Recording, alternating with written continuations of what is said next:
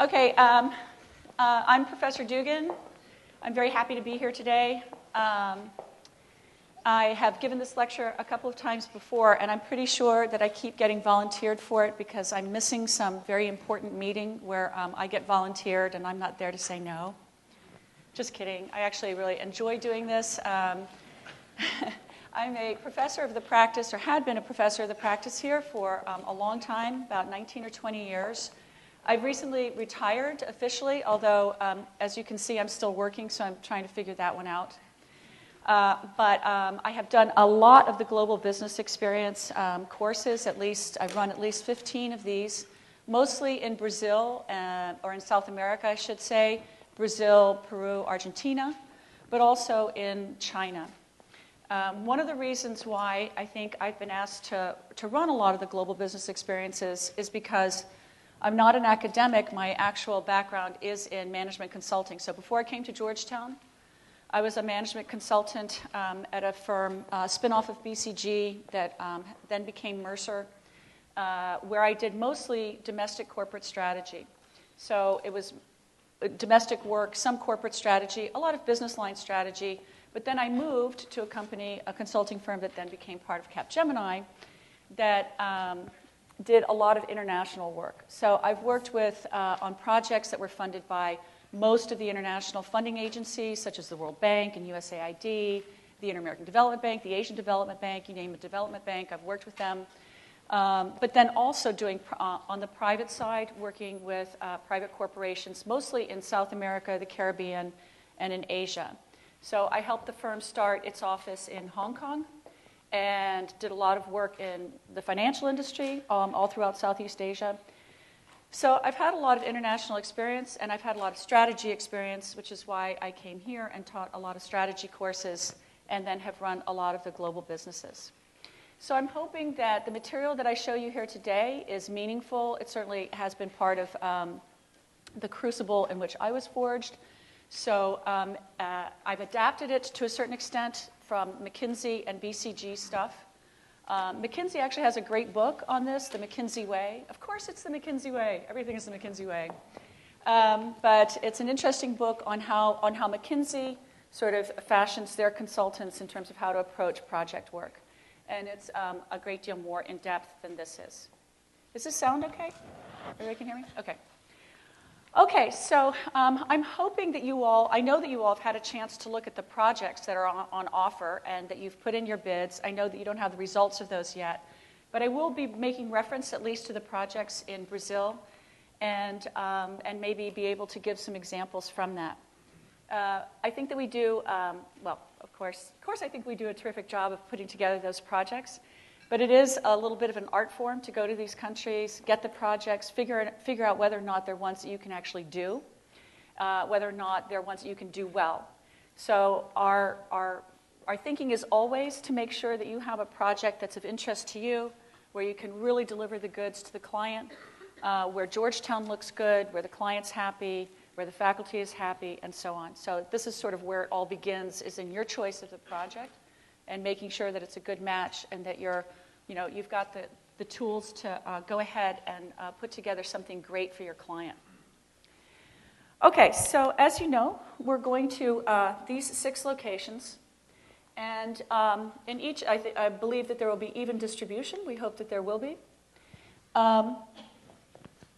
When we go to talk to companies about these projects, it really isn't that. One of the wonderful things is that it is not an infinite world of possibilities with projects. Companies look to consulting firms really, for a finite number of reasons, or at least in terms of topic. There are a lot of other motivational reasons, but at least in terms of what the problems are, it's usually pretty contained. There's a world of reasons for asking a consulting firm to help you. So the first, and I think if you can think about the projects that you've had, you'll be able to think about which bucket these fall into. So the client issue, need for top-line growth strategy. I know that there were a lot of projects that were about top-line growth. Either that or it's a costs issue. They need to be reduced for operational efficiency or for being competitive. Operational processes need to be reevaluated, so a lot of this tends to be things like supply chain management and so on. Making an investment or a new decision. So I think that there are a lot of projects that were based on new product development, entry into new business, new market, and so on. And the last is this long-term strategic roadmap. There are very few of these. I mean, corporate strategy is great work if you can get it, but it doesn't happen very often. I know that in Brazil, there's at least one project that's a corporate strategy project. So the case type is this, right? This is marketing, sales, customer strategy. This is cost-cutting, operational design, building a business case, portfolio strategy. The good news also, and this is a slide that you might want to remember and go back to, the good news, of course, is also that in any one of these, the analyses that you're going to be choosing are pretty obvious. I mean, there's a canon of work in business that's associated with marketing, sales, customer strategy, right? So you would be here looking at market size and share, consumer segmentation, customer research, price premium analysis, channel analysis, share of wallet, elasticity of demand, things like that, that I'm sure that you have seen in a lot of your courses, your strategy courses and marketing courses. So those would be your go-to analyses. I find this confidence building because you know that this is the universe of possibilities for the most part. There may be some other things your faculty member is going to instruct you to do, but I'm hoping by this point, either because of your experience or because of your work here at Georgetown, that you will be familiar with these analyses. Then with cost cutting, we don't get a lot of these projects. These are a lot of my work was in operations and in sort of heartland industry stuff where cost cutting is really essential. But these are difficult projects, more so in that they require a lot of internal data. And we'll talk about data in a moment. But if you don't have access to your company's data, and if the other companies are far away, you can imagine how getting relevant data to be able to perform a cost analysis is going to be pretty tricky. But you would be looking at cost drivers, scale curves, right? What's the impact of scale? Experience curves, supply curves, all sorts of curves, cost benchmarking, business segmentations, and so on, activity-based costing. So these sound like a bear anyway, and I think that they tend to be particularly challenging when we're trying to do them abroad. There aren't any of these in Brazil. Can anybody think of one of these that might be in one of the other sections that you were insane enough to bid on? I don't think so. I mean, we tend to have few of those, I think. Operational design. So again, this is very similar to, in feel, to the cost-cutting one, where you're doing a lot of process mapping, a lot of cost-benefit analysis. You're dealing more sort of with the guts of the operation, the cost components, and so on. And then also how that shapes up relative to your competition. Building a business case, we get a lot of this, right? So a lot of clients are asking us what businesses should we enter this market, should we enter this product area, and so on. So this tends to be, again, sort of more like the demand analysis, market sizing, adoption curves, switching cost analysis, who's going to come to you, competitive cost benchmarking, and so on.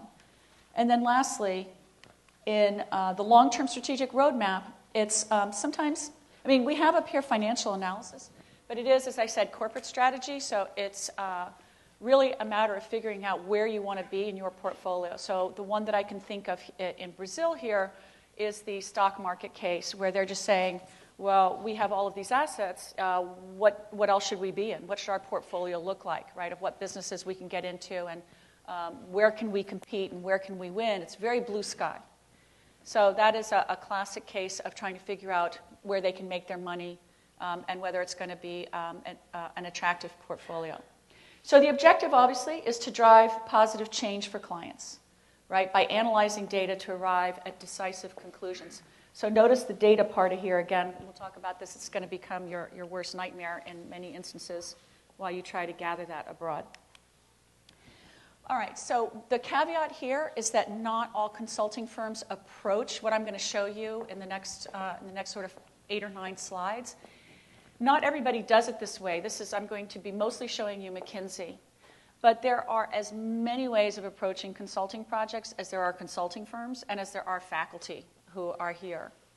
So this is the way that I approach projects and that I will be wanting my students to approach projects. But not all projects are appropriate for this, and not all faculty members subscribe to this, and not all consulting firms do it this way. How many of you here already work for consulting firms? Yeah, so a fair number. I'd be interested to hear what you have to say about this, or maybe you're all with McKinsey, so we'll see. Not all firms approach this the same way. Not all projects are appropriate for the approach discussed here. So a lot of the projects that are not appropriate are ones that are not problem-solving projects. So sometimes they tend to look more like a study, like what do capital markets look like in the world, and how does our capital market differ from that? That's not a problem. That's a description, right? So I think I think we tend to shy away from those. There are probably some of those that are interesting, maybe more in the public sector, or maybe in the NGO sector. But for the most part, private companies basically have problems, right? And they're wanting to find out what the answer is. But faculty trumps, okay? So I don't want to get into any trouble with the other section heads. So whatever they say goes. Okay, those of you who are in consulting or have been in engineering or any other sort of advice-producing industries, you know that these projects have a very defined sort of way of proceeding. And this is definitely true in management consulting. So you have this first part here about startup and getting smart. We are going to ask you here for a deliverable about the industry analysis that actually Professor Ernst apparently told you was due at the beginning of Mod 3. It's due at the end of Mod 2. And that's part of this getting smart, right? That's part of this, what does this look like? What does this industry look like? How does this industry behave? Who are the people who are playing, in this space? How does this industry feel? And I'll go in a little bit more into how that starts up. Maybe making an initial fact pack about the industry, how many players there are, how big it is, how fast it's growing, and so on. Then there's the work planning here. So we'll talk a lot about the problem statement. This is mostly what I'm going to be talking about in the next few slides, is about the problem statement, the issues analysis, hypothesis. What's your hypothesis? How does the hypothesis drive the analyses? A logic tree, and then coming up with a work plan. The work plan and the industry analysis, as I said, are due at the very end of Mod 2. At the very last moment of Mod 2, you could be leaving the building and you could be dropping off, this industry analysis. But we want this to be done before you start up in Mod 3, so that when you get to Mod 3, you're going to be ready to go, right? You're going to be pretty smart. You're going to have your work plan. You're going to have your hypothesis. You're going to know what you're trying to do, right? So that's due at the end of Mod 2. Then you do the doing the work part, right? So this is doing the work part. So data gathering, all of your analyses, a synthesis, and your recommendations. This kickoff meeting we will have with you guys at the beginning of January, but also we will meet with you once. Every faculty will meet with its students, its section, all of the teams individually once, at least once, between now and January 1, after you've been assigned, right, to sort of help you with this, to help you with these first two things. And then lastly is the presentation building. So your story, slides that you just want to have in the background, and teaching slides, which become more important when we talk about sort of sharing information across teams. One of the things that we suggest, that everyone suggests, is to work backwards from your major calendar events. You don't have very much time. I mean, this is one of the things is you probably think you have a lot of time, but between now and the end of Mod 2, I know you have a lot of other courses. I know you have a lot of other stuff going on. There really isn't that much time to put together an industry analysis. And then starting in January, where you're really doing the work, January when are we going, Sarah? Is it like the 7th of March? Or Yeah, so to the first week in March is, 8 weeks. So that's 8 weeks to solve, the problems of the world is really not very much time.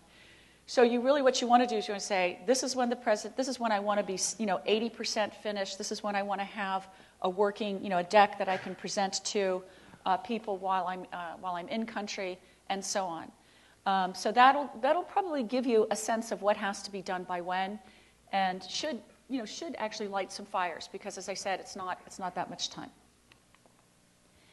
Okay, so here's this is sort of one of the important things to take away from this discussion, and I'm hoping that those who are in consulting already know this, that experienced people in consulting, experienced managers, experienced consultants, they know a couple of things. There are a few guiding principles, right? That without a hypothesis, your research and your work becomes very, very difficult and inefficient.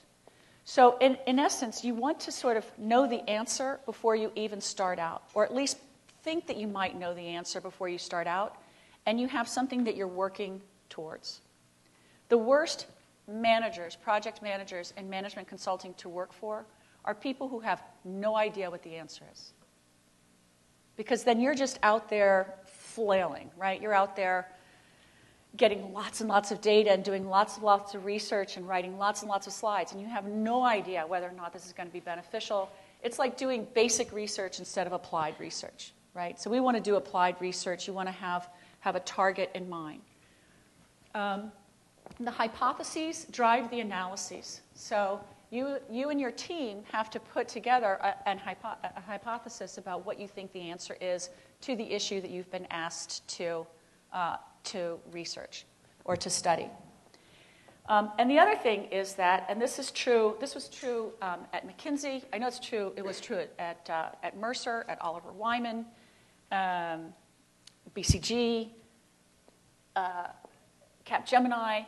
Writing your presentation early, and that's to say like from the moment that you start work, is very, very helpful, and it's almost essential. And I know for Brazil, I will ask for a deck at every single meeting, right? So I have to be left with a deck. It can be a completely empty deck, but I want the deck. And I think most managers for these, typically that's what they want. It's a very powerful organizational tool. So you write the headers, and then you fill it in, right? And if you come up with slides that don't match the headers, but they're important, then you put them in and you write a header, right? But you've got a presentation that's sort of a living document for you as you're going forward. Okay, any questions so far? Please interrupt me occasionally, or don't. So the process should be this. You get the big picture of the industry, which is what we're asking you to do with the industry analysis. Then you state the client's issue as a yes or no question. Yes or no, or if you can't manage to figure that one out, as a how question, right? But you don't want it to be too open-ended. Then you answer the question at the outset. So you should answer the question soon, like maybe in the next couple of weeks, have a hypothesis, or by the beginning of December, have a hypothesis about whether or not the answer is yes, or if it's no. Then you determine the analyses that you need to prove or disprove your hypothesis. I'll go through each one of these with some examples. You execute the analyses, and you provide brilliant recommendations, and everything is excellent. So start with the industry and broadly. So this is what we're asking you to do, right? Conduct very high-level stuff. You're doing high-level research. You're looking at The Economist, or you're looking at articles. You're talking to trade. You can go to trade associations and talk to one person. They're usually very lonely at trade associations. They love to talk to people. You can get all sorts of information just in general about what's going on with the industry, right? How many competitors? Is it vicious? Talk it over with the team and come to a general consensus view. So your general consensus view might be this. Industry Q, I'm imagining here that I was probably thinking of something in the way of software. It's highly fragmented. It has very low fixed costs. Competitors are coming in and leaving all the time. There are no entry barriers. There are no exit barriers. It's chaos. Profitability is super low. And in addition to that, customers expect the world. This is a lousy industry, right? This is not an industry that you actually want to be in, but your client might be in it. So, but it's something that you have to know, especially in the context of what they're asking you about their business. All right, so for example, Ipanema Coffee is one of the companies for Brazil. They want to know about exporting to the United States, to Asia, to Europe. I mean, they want to grow their businesses in all sorts of different directions. Coffee, if you look at that industry, very bifurcated. At the low end, lots and lots of churn, no differentiation, no brand names. If you look at the top end, lots of branding, right? Lots of sort of high-end stuff, huge margins. But then you have these colossal buyers who put a lot of pressure on margins. I mean, that's the kind of stuff you want to be thinking about. Margins, who are the players? What does it look like? Is it vicious, or is it like a beautiful, does it have beautiful industry structure? Does that make sense? So that really is one of the very first things. Everybody needs to get smart about their industry as soon as you get assigned. Okay, state the problem as a yes-no question. Why? Why do this? There are a couple of reasons, and it goes all the way through to writing a presentation. You want to be able to distill what is being asked, what the problem is, so that there's focus, right? So that you can create a story, you can create the analyses and create the story as to why the answer is yes, why the answer is no. It provides a lot of focus. It allows a lot of structured team discussion. And when you guys are exhausted and have been awake for 3 days and you can't figure out who's supposed to do what, it really helps, determine who's going to do which things, because you're answering the question and you've got analyses that are associated with it. It narrows the universe of potential work, which I'm all for. It's not that I'm lazy, actually. It's just that I don't want to do any work that's not going to be helpful, and it's not going to show up in the presentation, and it's not going to help the client. So here's one. Here's a yes-no question. Can company XYZ profitably enter the U.S. market so that it gets 30% of its sales from that market? Okay, so that's, you can look at your client. Maybe it's a very tiny company in Johannesburg that wants to get 30% of its own sales from the U.S. market. Well, 30% of its sales means $100,000 in a huge market that's growing really fast. Sure, I'm going to say yeah. I'm going to say yes, that's possible. $100,000 isn't that much, as long as it doesn't cost them $100,000 to get that $100,000. But yes, 30% of its sales if it's gbe Pet Food, which is the largest pet food manufacturer in Brazil. Probably not. Not pet food. Not in this country. Super competitive, growing at 2% a year, maybe.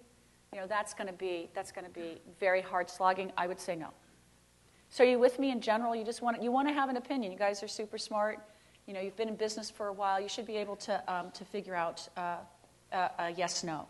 If you can't put it in yes/no, like if they're asking you, how can I profitably enter the U.S. market? That's a little bit different. They're saying, we want to enter the U.S. market. So how can we do that? I think that kind of begs this question, though, because you can't answer that question unless they tell you what success means. Like, yeah, you can enter the U.S. market and sell, practically nothing. That's possible. But tell me what your real target is, and then I'll tell you whether or not that's going to be yes or no. Okay, so to answer these two questions, you need to know what the parameters of success are. Anything. Like, is it percent of the market? Is it, growth rate? Is it a profit margin that they're looking for? Is it a cost reduction margin that they're looking for? Like, what's going to make you happy? You've got to give me some bogey here that I can hit to tell you, yes, it's possible, no, it's not possible, or yes, and this is how you do it. Yes, it's possible, this is how you do it, right? So in the project descriptions, I've read most of them. I'm going to say that like only 50% actually have this target. So you have to get it from your clients. It's one of the first things that you're going to have to do. You can't do pro formas. You can't do any of these analyses unless you have that. Get them from your client in your very first conversation. And if they don't give it to you, which is oftentimes the problem, like they're so lost they don't know, then you have to, as a team, give yourselves your own target, right? You have to have something, whether the client gives it to you or whether you do it. But you have to have it. Otherwise, as I said, how can you put together your pro formas? You have no idea how much money you're going to spend to get how much share, right? Or what you're going to have to cut to get down to this particular, to get these margins from cost cutting. You don't know. This is also very, very helpful to the client because it gets them to start thinking in terms of that, yes, no, this is what we're asking, this is what we're looking for. Okay, then you answer the question. Give it your best shot, right? The question is, this can I get my 30% of total sales with X margins in the United States? Well, you know what the industry looks like, or maybe it's going to be Europe or Asia or whatever. You've done a little bit of homework. You have a rough feel for how savage the industry is, or how, or how nice it is. Can they do it? Yes, no. Or if it's yes, then you start thinking to yourself. I'm using the yes here. It could be no, but it's the same thing. So if it's yes, so let's say your answer is yes, I can get 30% of my total sales in the United States with X margins. What kind of analyses would you have to do, or what makes you think that? Like, what are the things that would have to hold true for you to think that that's possible? Okay, so this is not a rhetorical question. Anybody? What would be like one of the things that would have to hold true for you to think that this is true for your company in Johannesburg, your company in Shanghai, your company in Barcelona, to get 30% of its sales in the United States? What are some of the things that would have to hold true? I've kind of hinted at a lot of them, but yeah. Market size. Do you think it's feasible to acquire 30% of the market? Right. Okay. Good. So if it's a relatively small, super fast growing market, then maybe, right? If you jump in early, right? That's good. So 30% or 30% of their sales, we don't even know how much that is, right? But yes, exactly. So market size, market growth, things like that. You think the market is growing pretty fast? Yeah. You also have to see that the health of the business is going to sustain long term, like where they currently are, that it's either going to stay where it is now or. Right. Okay. And I might rephrase that just because the next slide says it. But yes, I mean, sort of more like do they have the resources and the commitment and the people and all those things? Are they going to be able to actually pursue that? Right. So yes, the opportunity is there, but are you as a company actually going to be able to do it? So your assumption is this company has the resources, right? That's one of the assumptions. Yeah, in the back.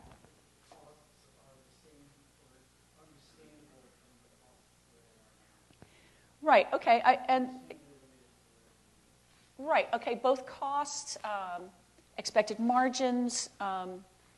Yeah. And are those good enough, right? Or are they relatable to what you're doing now? And also, are those good enough, for the industry? So your assumption in saying yes is, yeah, they are. This is a reasonable. It's going to look the same. This business is going to look the same in the U.S. And by the way, that's competitive. That's my assumption, right?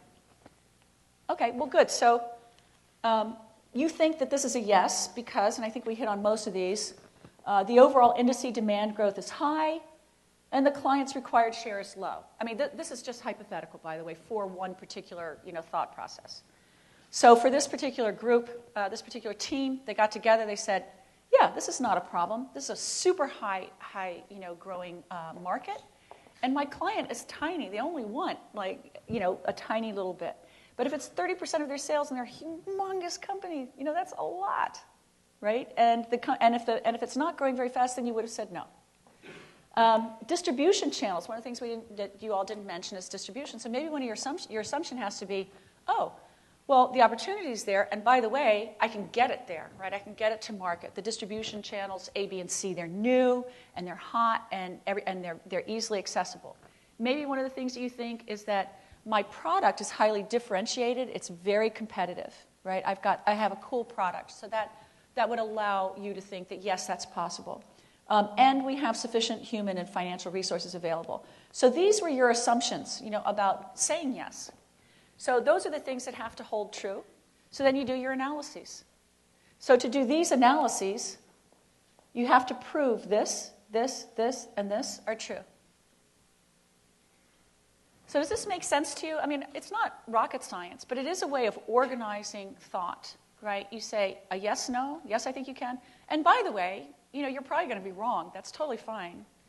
That it ends up being no, but at least you have this initial construct, right, to either prove your hypothesis correct or prove it incorrect. These were your assumptions, right, in coming up with your hypothesis. So to prove the hypothesis, it turns out you need to do a competitor analysis, a distribution channel analysis, an analysis of the cost and necessary resources to increase share. This is usually pretty tricky. And some sort of price-performance comparison, right?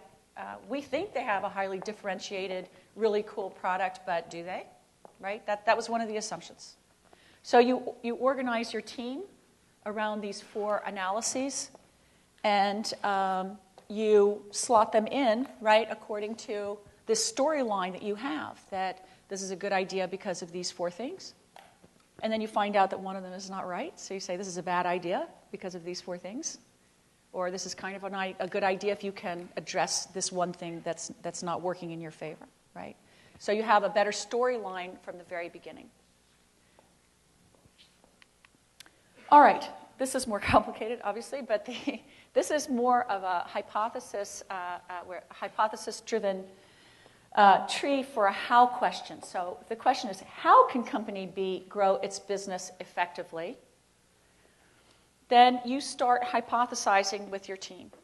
And often, if it's a regular consulting engagement, you've got the VP of the particular industry who's in there who can really sort of get this rolling in the right direction.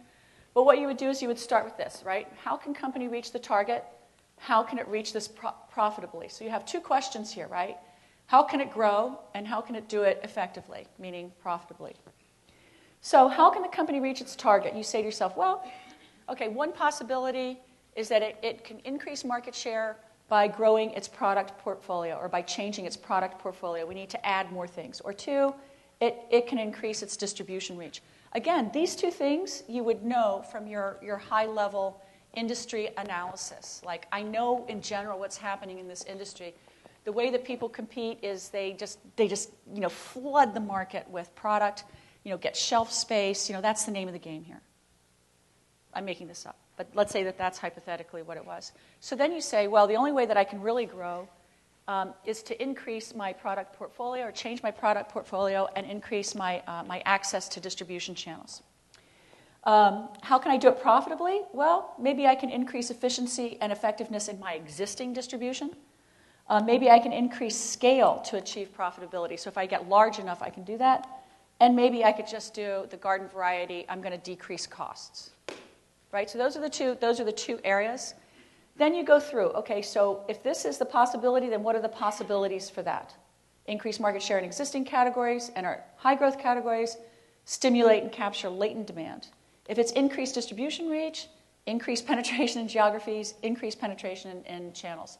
You see what I'm saying? So like for each node, you say, this, I can do it this way, then what are the 3 possibilities of doing that? Finally, you get to a pretty exhaustive range of possibilities, some of which you can cross off because a client says that's not going to happen, or because you think it's a bad idea, but you end up with these 5 possibilities. And that's how you organize your project. You say, okay, well, we're going to look at this, we're going to look at this, we're going to look at this, we're going to look at each of these. Well, one person is going to take one of these and sort of arrange an analysis around those. This, it should be clear to you, is a lot more difficult than the previous method, the yes-no method. Because you are really opening up, this is much more blue sky. I'm pretty sure that the projects that you have can be phrased in sort of the yes-no variety. So think about being super efficient. You don't have a lot of time. You don't have a lot of people. You're doing this from far, far away. You have other courses, sadly. You have other courses, and whatever. You need to be as efficient as possible. So be thinking about, Occam's razor, about just doing the very easiest thing, the easiest answer from point A to point B. So the ensuing analyses, no matter which method you're choosing, are your roadmap. Okay. Once you have those analyses, then you can develop your timelines. You can make assignments within the team for what who's going to do what and when. You can gather data, right? And answers are either, like what you find here, are either going to support your thinking or make you rethink. So this is not to say that you're to abandon intellectual integrity and just have the answer at the beginning and make the data conform to your answer. That would be bad. But what you want to do is, once that information starts coming in, then you rethink that particular piece of it.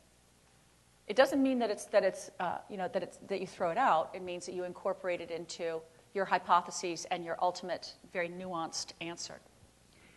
Rethinking leads you to further analyses. Make sure the analyses are helping you build a story. Make a chart every day. Make a slide for every find, for every aha, for every recommendation, for every new piece of detail. So this part about make sure the analyses are helping you build a story, you don't want to be doing any analyses that aren't going to end up in the presentation. I mean, it will happen, and then you put those in the back of the present, you put those as an appendix. But you want everything you're doing to be relevant to the story that you're creating, right? This is a good idea because of blah, blah, blah. This is not possible because of this, this, this. That's already the format of your presentation. That's the story. You can write the headers to your presentation. Make a chart every day. Every day, everybody, every day, at least four slides. Just every time you think of something, when you're doing your research and you read an article that has like 5 really cool points, get a header, write down the points, get it into the presentation. All right, so a few summarizing points. This is structuring analytical problem solving. You get your issue, right? So this is your project description. This is what your client wants. You put it together as an unresolved question, phrase, so that it can be answered yes or no. You get your hypothesis, you do your analysis, you get the sources for all of this stuff. You source it and you find the responsibility for each of the analyses. That's how you kick it off. Okay, does this make sense to you? Are you looking at this and thinking, I am not going to do that? Yeah, don't raise your hands. If that's what you're thinking, don't raise your hands. But does any of this make sense to you? Those of you who are very, very deductive thinkers, this must be difficult, right? Because this is highly inductive, right? You're positing an answer and then building towards the answer, which is what I said was how most consulting firms work. That's why you have people who have been there for a long time, because they kind of know what the answer is, right? Those are the people that you want to have there. That's also the reason why, by the way, when you're a consultant, you get moved into a particular industry, right, or into a particular subject area, into a particular, not silo so much, but a particular area of expertise, because then you're super valuable. Then you know, in many instances, where this is heading, right, where the answer probably lies, and you can structure the analysis to either prove or disprove that. Yeah? I think several of the project descriptions involve market entry. Yeah.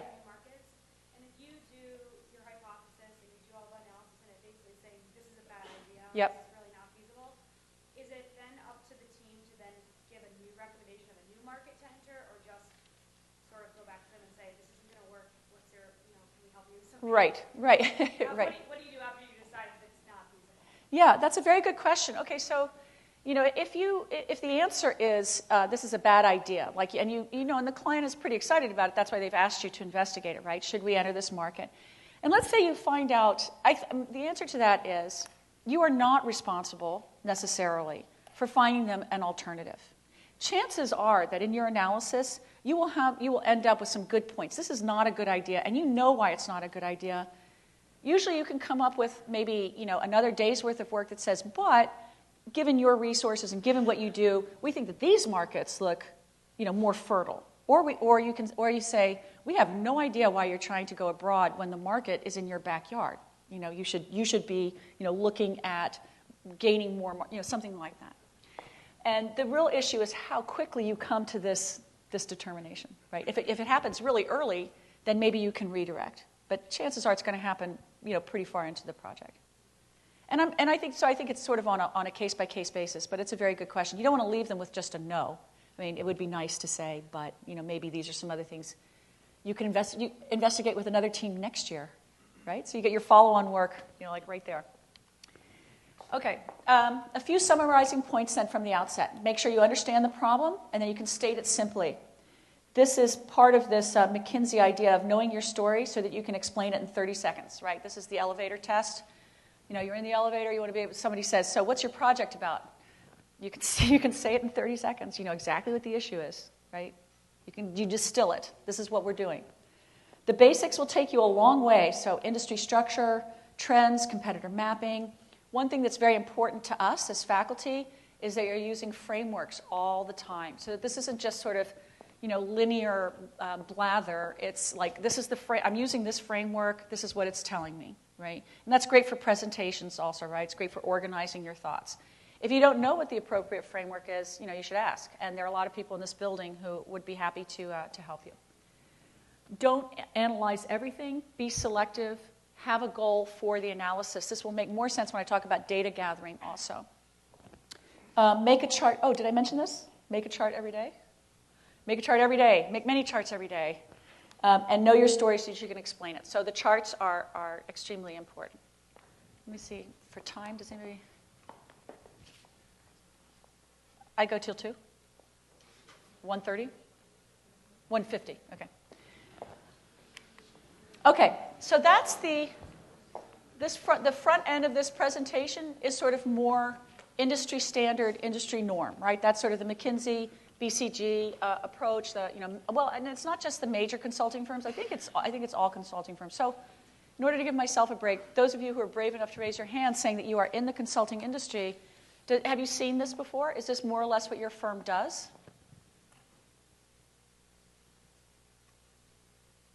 I'll take that as a no. Yeah. Yeah, I've seen the stuff that you talked about before. Okay. Same approach, right? Okay, good. Yeah, in the back. Yeah, on my first day in summer consulting, I had to develop my hypothesis when I pretty much just an intro deck. Right. It'd be pretty intimidating, right? To know what the answer is, you have no idea, right, what the industry looks like or anything. But yes, so it is. I'm going to say that it's pretty traditional now, to as I said, be inductive. All right, so that was the first part. The second part is tailored more towards what we're doing, right? Because we are not a consulting firm. You are not getting paid $6 million for an 8-month study. That is not happening. You're not near your client. I mean, there's so many things about this that are different, right? So it's a matter of making it a hybrid, right? So that's in general what consultants would do. I would ask you to do that. But there are some things that are different about sort of the rhythm of what happens here and our expectations for you. So what I'm going to show you here is more a compendium of what I've learned and what I've learned, I've gleaned from other faculty members and what they have asked me to tell you and so on for your particular project or for the projects in your in GBE. Okay, so these are the general headers before you start. Think. Okay, so before you start work, define and think. Okay, so think about your project and the solutions at a very, very high level. You don't want to just go running off and doing tons of research. This is very, very important. Immediately and definitively determine the issue and scope of the project. It has happened. I know you won't believe me. It has happened that 3 weeks into January, I have a team that's still discussing with the client, still clarifying with the client. It's like, it's clear. Stop clarifying, right? There's no more clarity to be had here. We've done this already with the client for the most part. You've seen the project descriptions. We think that we understand what the scope of the project. You have your deliverables, right? You have an idea of what it is that the client wants. But if you're not clear, if you think that there are some things you don't understand, yes, have that conversation with the client and figure it out. But it's got to be done, definitely done before you leave, at the end of Mod 2. I mean, you have to know what your project is about, definitively, in your head, so you can tell somebody in 30 seconds, this is what my project is about. Do not show up at your first meeting with us, or that's to say the first meeting in Mod 3, without that, right? And probably even in Mod 2, when you meet with your faculty member, we'll be able to help you figure out exactly what that is, right? And at some point, what you don't want to do is you don't want to invent and reinvent, and you don't want to allow for scope creep. So It is in your best interest to be very firm with the client that that's not what the project said and that you can't do that if it's like a whole lot more work. If it's a different nuance and you think that the team can do it, that's fine. You can agree to that. But what you don't want is to have this all of a sudden start to, metamorphose into something that is a completely different animal from what the faculty member thought it was or that you thought it was. I mentioned this before. Get a specific quantitative target. Also, first conversation with your client. You want to come away with this, the issue and scope, and this. Then you make the project your own. After that, it's your project. Then you know what you're supposed to do. You know what the target is. Now go get it. And don't look back, and don't second guess, and don't keep going back to the client for more clarification. That should be done. So I want you all to be very aggressive about that. Again, it's in your best interest to know what you're doing, right? You don't want to be, as I said, you don't want to be fogging around and doing a lot of work that's unnecessary. About data. Okay, so this is always a big issue. Ask your clients for the data that they think you should have. That's always a good start. Why clients are reluctant to tell you what they think you should have, I don't know. But it's best just to go ahead and ask. So in your first conversation with them, your first email to them, say, please send us whatever it is that you think would be helpful to us, right? And that gives you a chance to get smart. Never, ever send an email with a whole lot of unanchored questions. So this is part and parcel of what I'm telling you also about knowing what work you're doing, where that's going, what analysis that information is feeding into, right? So if you go to the client and ask for information, you have to tell them why. You have to tell them what it's for. You ask them maybe 3 questions in one email, no more. If you ask them 15, they won't answer you at all. Who wants to answer 15 questions? I don't.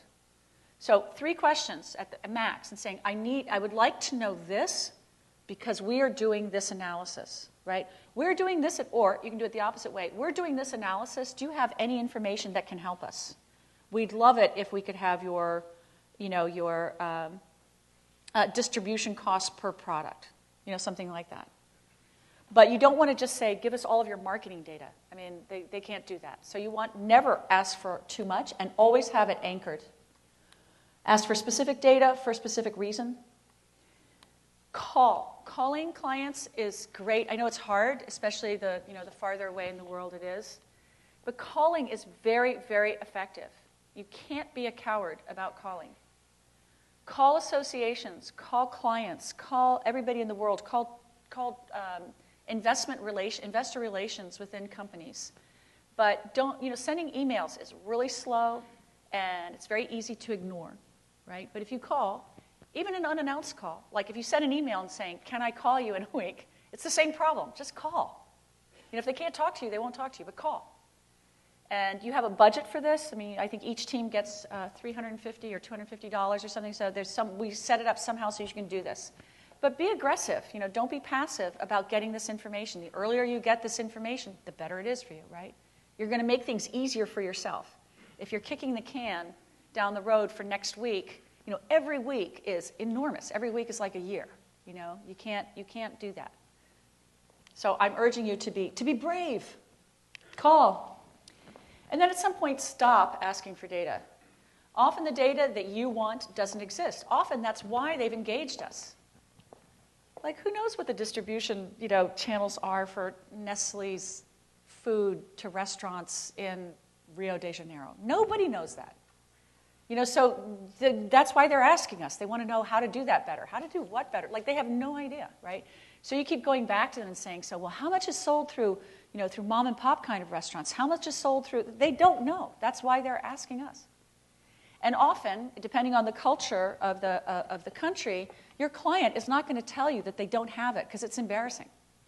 Or they're not going to say no because a lot of cultures don't like to say no. Brazilians don't like to say no. So, you won't know that they don't have it until it's too late. So at some point, you may have to create your own database. And by the way, this is very, very important work. It's an amazing opportunity. First of all, I love this in consulting because you can't be wrong. Nobody knows, right? You are the rightest person so far. You're the one who's done the groundbreaking work, and then they can build off of that. But you've got to be, again, you have to be brave, and you have to say, well, this is what I think. I've done it through analogy. I've made some stuff up.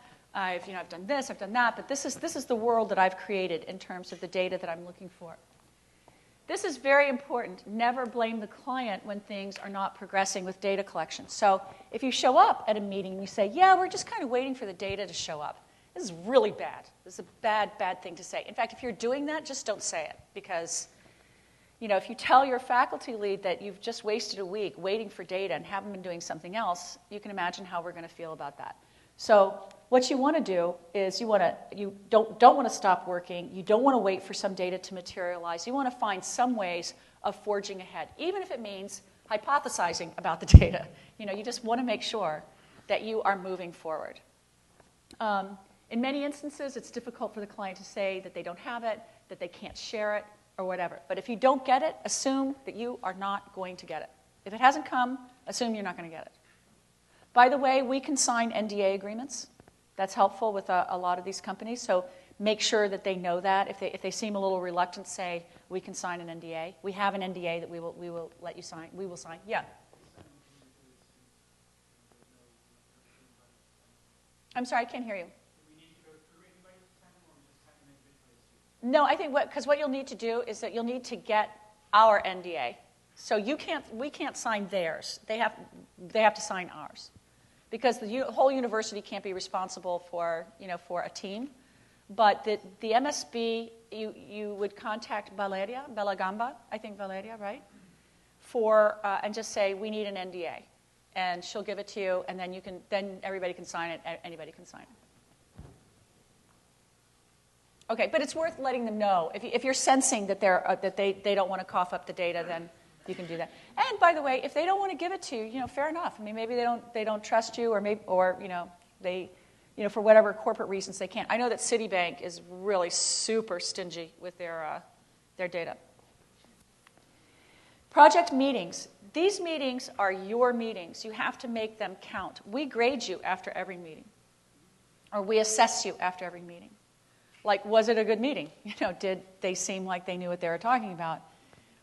Imagine that it's like you're junior consultants and you're meeting with a VP, and your career kind of depends on how this project goes. So, you want to come in, you want to be organized. You don't want to just ever have everybody sit down, take off their backpacks, and stare at the faculty member. It's not our meeting. It's not my meeting. It's your meeting. So there should be a bit of an agenda. There should be some intellectual energy. Everybody should be contributing. It should feel like an interesting intellectual conversation of what you have, what you don't have, problems that you're having. And the expectation should be that even though you have the agenda, I think all of us are totally fine with things getting a little bit derailed and going in another direction. That's fine. But coming in and taking charge of the meeting is what we're anticipating. And afterwards, we all go back to our layers and say, wow, it seems to me that they are, really spinning their wheels, or that they don't, there's not a lot of energy being put against this, or whatever. We're going to be looking at that. So you want to be impressive in your meetings. They're not meant to be high anxiety, but you are meant to kind of perform, not sit. Oh, did I cover all this? Oh yeah, also project material in a digestible format is very helpful. That's to say a deck. I'm probably more insistent on decks just because of my background. But having something, I know we don't like paper, but like having something that you can shove in front of the faculty member and say, this is where we are, this is what we've done. And I said, even if it's empty, it just has like 5 slides in it, it's totally fine. It's like, this is, we're building on this, right? It becomes a living document. Impress with organizational and thought leadership. Oh, God, I have to stop saying deck. Okay. You do have 2 clients. This is one of the problems, right? You have your company client, and we want them to be happy. We want you to do great work for them. We want them to be happy, particularly because we want them to keep coming back to us, because our reputation is out there. That is very important. So you want to make sure that you're talking to them, that you're sensitive to what they're asking you for, and so on. But your professor is also your client, and ultimately we're the client that gives you the grade. So it's very important for us to know very early on if there's a divergence of what is being asked for, like between faculty and company. And if it looks like you can't resolve it, go to your faculty member and say, this is a problem because you're telling us you want us to do this, and the client is saying no. So I need a resolution to this particular standoff.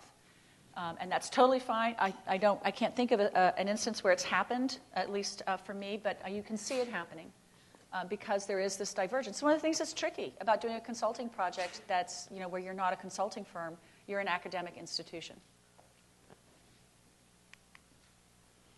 Okay, your presentations need to be very, very tight. You can write, you have a white paper that you're going to be delivering also. So there are two deliverables. There's the presentation and the white paper.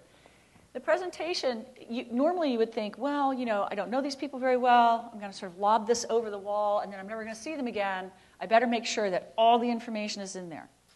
Not so.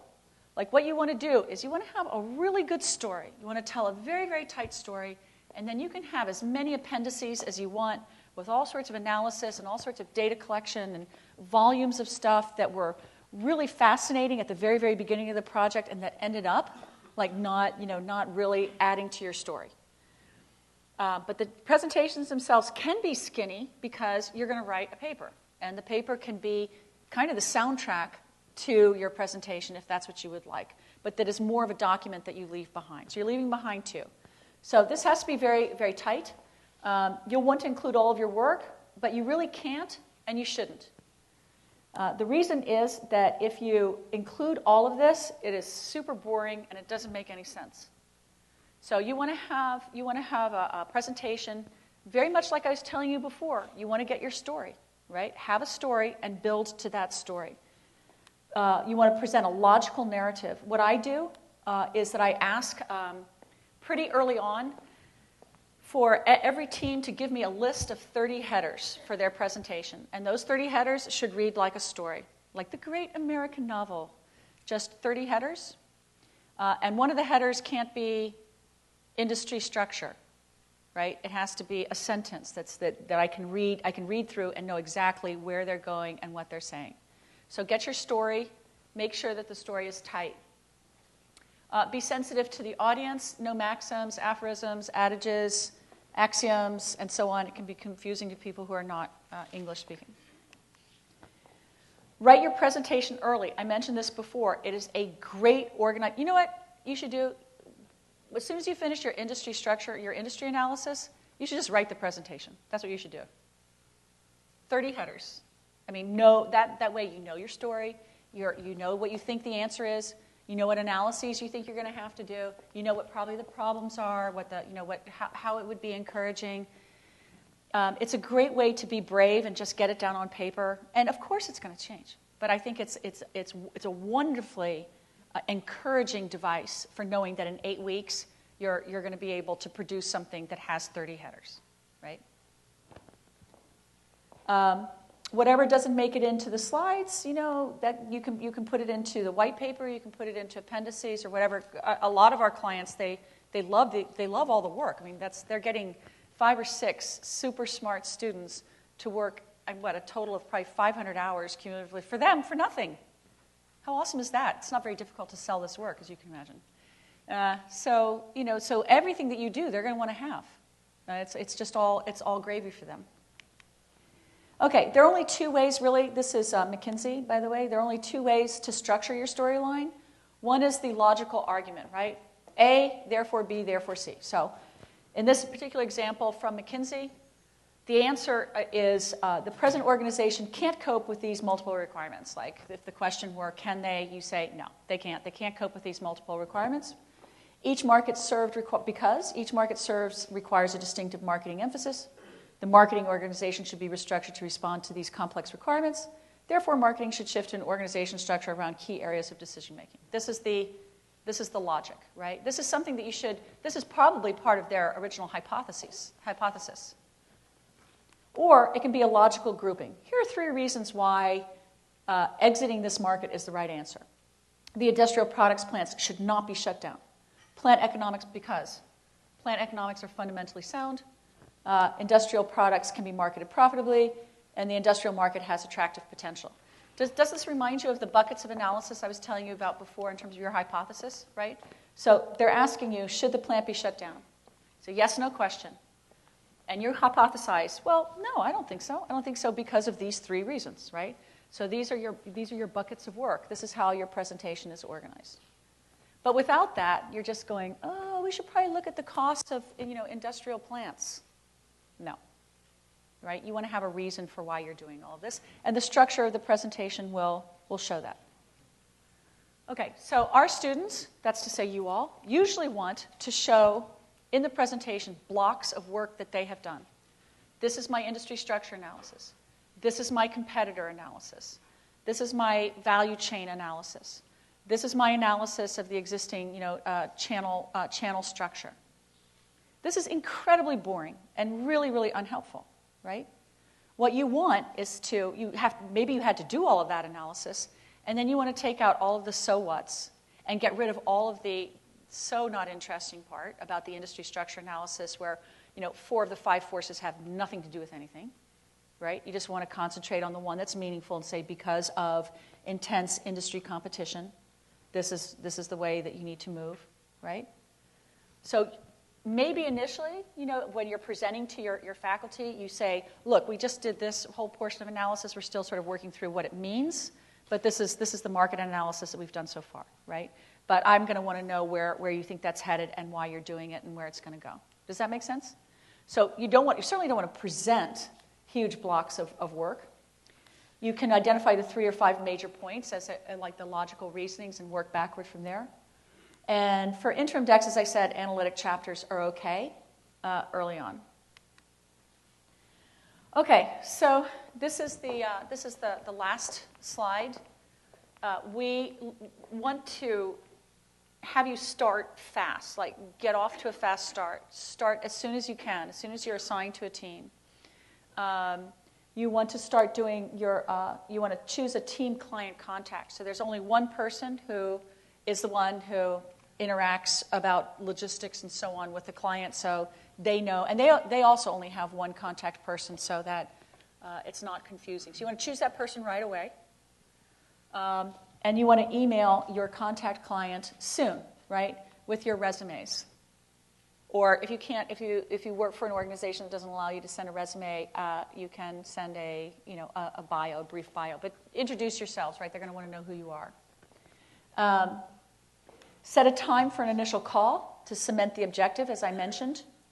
Wait for the go-ahead from your faculty. On this one, you're probably going to want to meet with your faculty member before you call so that you get a little bit of a feel for who they are, a little bit of background, how you got the project, who these people are, is there any sort of subtext to what they're expecting, and so on.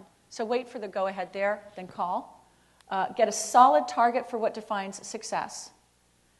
It's important, and you probably knew this, but particularly since we're not there, cementing days when they're not going to be available, like, January in Brazil is everyone goes to the beach, there's just no one there. So, you want to know that ahead of time, right, that your client is not really going to be very available in January. Or if there's a long holiday week in Shanghai or something like that, you want to know that ahead of time. So find out when they're not available, and also find out how often they want to talk to you. There will be some clients, by the way, who don't want to talk to you. I mean, they're engaging in this because they're actually doing this work themselves, and they're trying to get a fresh perspective. So the last thing in the world they want to do is talk to you every week to find out what you're doing, because that's going to compromise what they're doing. So don't feel orphaned. Don't feel that they don't like you. It's just part of sort of the MO for their particular project. Worse is when you have a client who wants to talk to you all the time. There's nothing worse than that, right? So they want to talk to you every week. They want to have an update every week. They want to see something written every week. Oh my God. Then you have to stop everything you're doing, write up everything, send it off to them, get feedback, and then you have all of these loops that are just seriously complicating everything. But they want to talk to you every week. You have to talk to them every week. Typically, they want to talk to you, briefly every week, every 2 weeks, just to sort of. But if they don't want to, don't worry about it. If you want to talk to them, get an appointment to talk to them, to call them. Does that make sense? Okay. All right. So that's what you want to do in that first conversation. There are some things that we're going to ask you to have them commit to during that week, but you can forget about that for now. We'll tell you later. But typically there's a day when we invite all the clients, or there's a day where all of you are supposed to be at their offices, because we have some other things planned. But once we get that week kind of sorted out, then you're going to want to get it on their calendars as quickly as possible. You definitely want to let them know when you're going to be there. You're going to be there the week of March the 7th. Is that right? No, you're going to be there the week of March the 1st. That's right. Okay, so we're going to be there. That's what you want to let them know. So we will be there the week of March 1st. We look forward to seeing you when we're there. We'll get back to you with specific dates or something like that. Okay, does that make sense? Okay, so that is what I have for you here. And if you have any questions, now would be a good time. Or if you're tired of listening to me, you can bolt. Yeah. Do you have any recommendation on how long the presentation should be? Okay. Well, actually, if you could just wait until people finish asking their questions. I'm sorry, I spoke too soon. I'll make your getaways. That's fine. Go ahead. That's fine. That's fine. The presentation, I think, should. Well, it depends, right? And it depends on the client, and it depends on how much time. Usually you have a lot of time with your client, a lot more than you would get as a regular consultant. Typically as a consultant, maybe you'll get an hour of the CEO's time. But here, you're coming from far away. They don't know you. They're interested in your work. You might get up to 2 hours. So, I think typically 30 slides. That's why I keep saying 30 headers. 30 to 45. 45 would be pretty long, I think. Yes? I'm sorry?